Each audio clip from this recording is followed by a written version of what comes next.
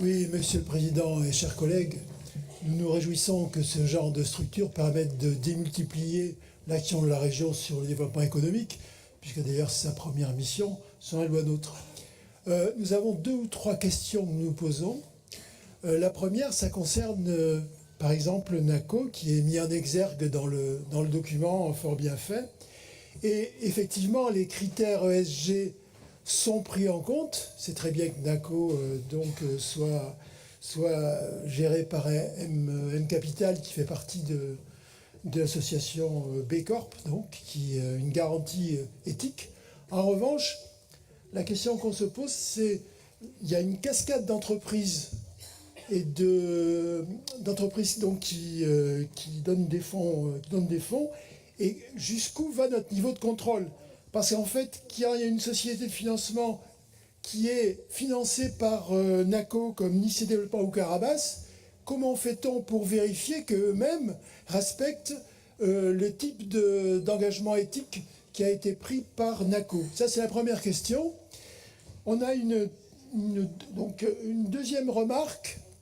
On n'est pas complètement satisfait du financement de Flying Wells, comme vous l'imaginez, puisque vous connaissez nos réticences sur le sujet, d'autant que ça vient compléter déjà le financement en région. Donc on a à la fois du capital qui vient d'un côté de la structure, et même en amont d'ailleurs du fonctionnement de la SNAP, du capital qui vient de la SNAP, et puis encore du capital qui vient de la région pour amener à 20%. Et là, nous, on trouve que, comme vous le savez, on ne trouve pas ça très écologique.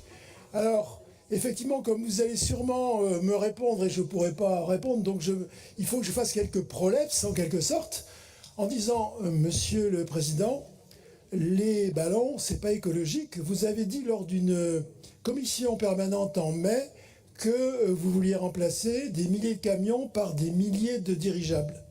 Alors, soit dit en passant, je ne vois pas trop comment on peut remplacer un camion qui va faire, avec ses mi-remorques et tout, on peut mettre 40-50 tonnes, c'est-à-dire l'équivalent d'un dirigeable de 200 mètres de long et de 50 mètres de large, et à des milliers d'exemplaires.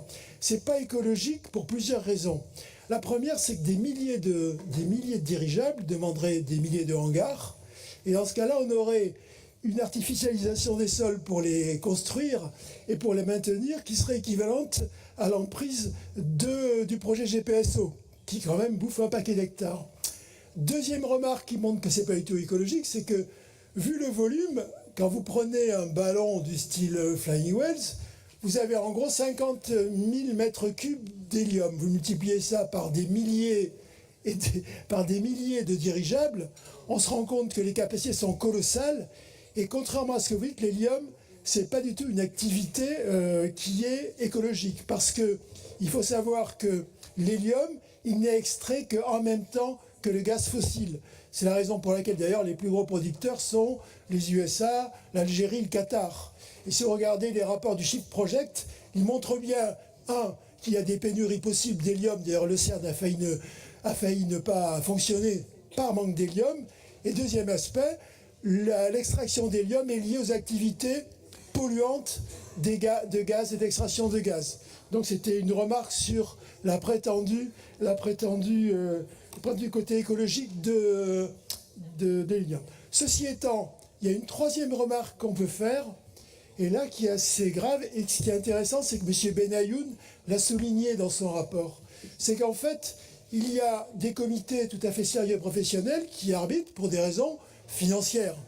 Mais en revanche, il y a un deuxième type de considération qui, lui, est politique, qui est l'aménagement du territoire. Et les choix politiques ne sont pas forcément les meilleurs choix industriels.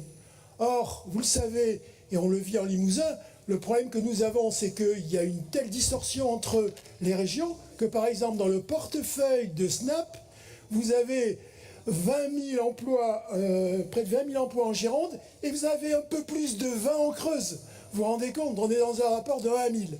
Or, là, nous demandons comment inverser la tendance, comment rendre positif ce fonds pour qu'il améliore l'équipe des territoires. Et nous, en Limousin, nous souffrons. Alors le Front National, l'extrême droite, parle toujours du grand remplacement, mais ce dont nous souffrons, nous, en Limousin, c'est du grand contournement. Et à l'heure actuelle, La conjugaison de tous ces facteurs de pauvreté par manque d'emploi et d'isolement font qu'on voit grandir un désespoir social qui vont nous amener à des résultats catastrophiques en termes de population pour les prochaines élections et je pense même pour l'avenir de la démocratie dans notre Nouvelle-Aquitaine. Donc 3 types de questions. C'est bien, qu'est-ce que vous faites pour les sociétés écrans derrière NACO? Deuxièmement, remarque, on pourrait ne pas financer à ce point-là Flying Wells. Et troisième remarque, pourrait-on ajouter des conditions encore plus fortes pour inverser ce déséquilibre terrible des territoires qui n'a fait qu'augmenter ces 10 dernières années, malheureusement. Je vous remercie, Monsieur le Président.